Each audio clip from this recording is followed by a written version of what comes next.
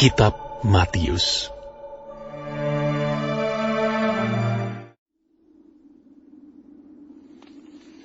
Pada waktu itu, pada hari Sabat, Yesus berjalan di ladang gandum. Karena lapar, murid-muridnya memetik bulir gandum dan memakannya. Melihat itu, berkatalah orang-orang Farisi kepadanya, "Lihatlah, murid-muridmu berbuat sesuatu yang tidak diperbolehkan pada hari Sabat." Tetapi jawab Yesus kepada mereka, "Tidakkah kamu baca apa yang dilakukan Daud ketika ia dan mereka yang mengikutinya lapar?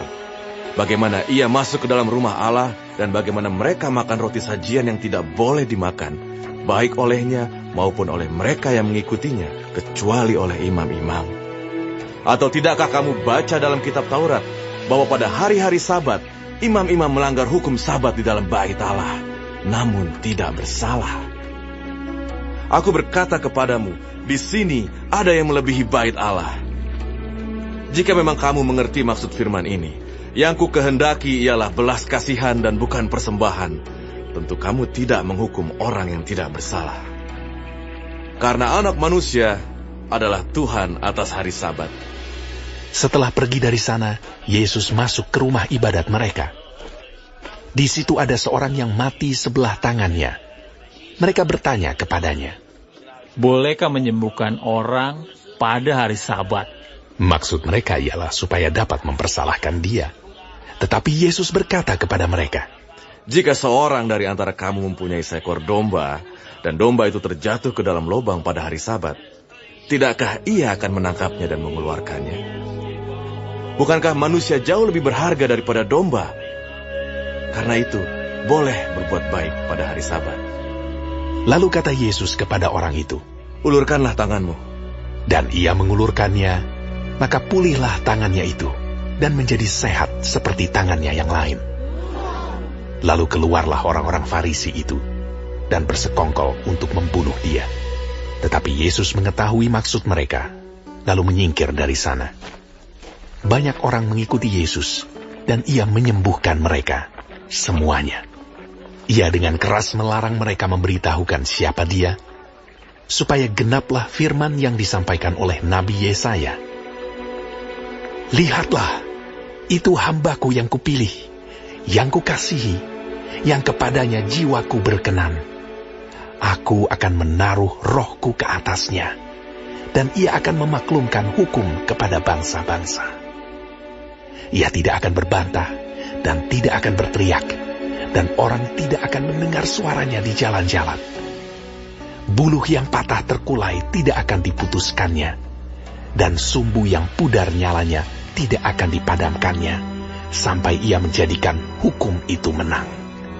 Dan padanyalah bangsa-bangsa akan berharap."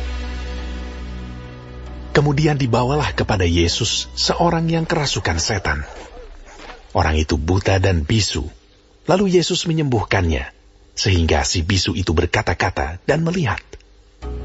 Maka takjublah sekalian orang banyak itu, katanya, "Ia adalah anak Daud." Tetapi ketika orang Farisi mendengarnya, mereka berkata, "Dengan Beelzebul penghulu setan, ia mengusir setan." Tetapi Yesus mengetahui pikiran mereka, lalu berkata kepada mereka, Setiap kerajaan yang terpecah-pecah pasti binasa, dan setiap kota atau rumah tangga yang terpecah-pecah tidak dapat bertahan. Demikianlah juga kalau iblis mengusir iblis. Ia pun terbagi-bagi dan melawan dirinya sendiri. Bagaimanakah kerajaannya dapat bertahan? Jadi jika aku mengusir setan dengan kuasa Beelzebul, dengan kuasa siapakah pengikut-pengikutmu mengusirnya? Sebab itu merekalah yang akan menjadi hakimu. Tetapi jika aku mengusir setan dengan kuasa Roh Allah, maka sesungguhnya kerajaan Allah sudah datang kepadamu. Atau bagaimanakah orang dapat memasuki rumah seorang yang kuat dan merampas harta bendanya apabila tidak diikatnya dahulu orang kuat itu? Sesudah diikatnya, barulah dapat ia merampok rumah itu. Siapa tidak bersama aku, ia melawan aku. Dan siapa tidak mengumpulkan bersama aku, ia mencerai-beraikan.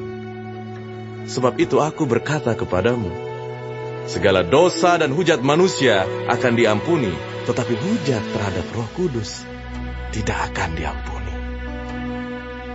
Apabila seorang mengucapkan sesuatu menentang Anak Manusia, ia akan diampuni. Tetapi jika ia menentang Roh Kudus, ia tidak akan diampuni. Di dunia ini tidak, dan di dunia yang akan datang pun tidak. Jikalau suatu pohon kamu katakan baik, maka baik pula buahnya. Jikalau suatu pohon kamu katakan tidak baik, maka tidak baik pula buahnya. Sebab dari buahnya pohon itu dikenal. Hai kamu keturunan ular beludak, bagaimanakah kamu dapat mengucapkan hal-hal yang baik, sedangkan kamu sendiri jahat? Karena yang diucapkan mulut meluap dari hati.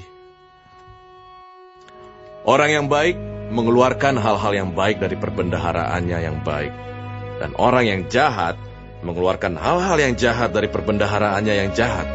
Tetapi aku berkata kepadamu, setiap kata sia-sia yang diucapkan orang harus dipertanggungjawabkannya pada hari penghakiman.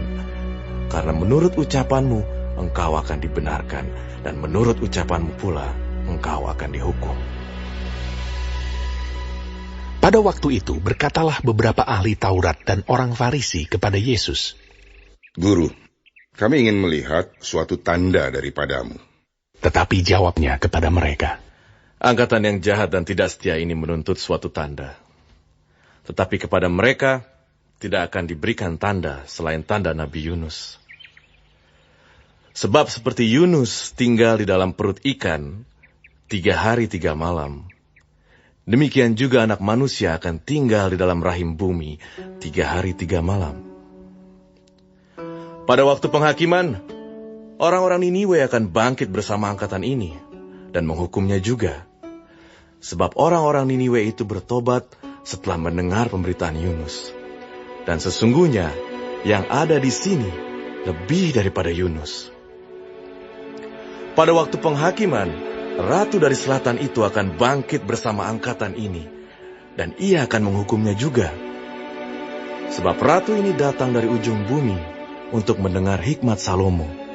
Dan sesungguhnya yang ada di sini lebih daripada Salomo.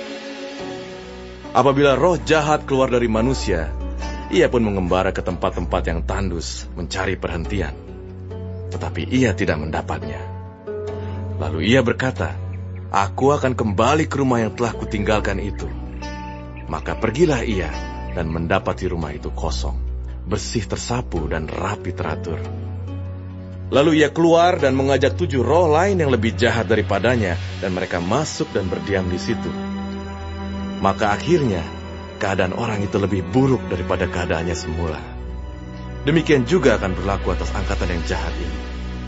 Ketika Yesus masih berbicara dengan orang banyak itu, ibunya dan saudara-saudaranya berdiri di luar dan berusaha menemui dia. Maka seorang berkata kepadanya, Lihatlah, ibumu dan saudara-saudaramu ada di luar dan berusaha menemui engkau.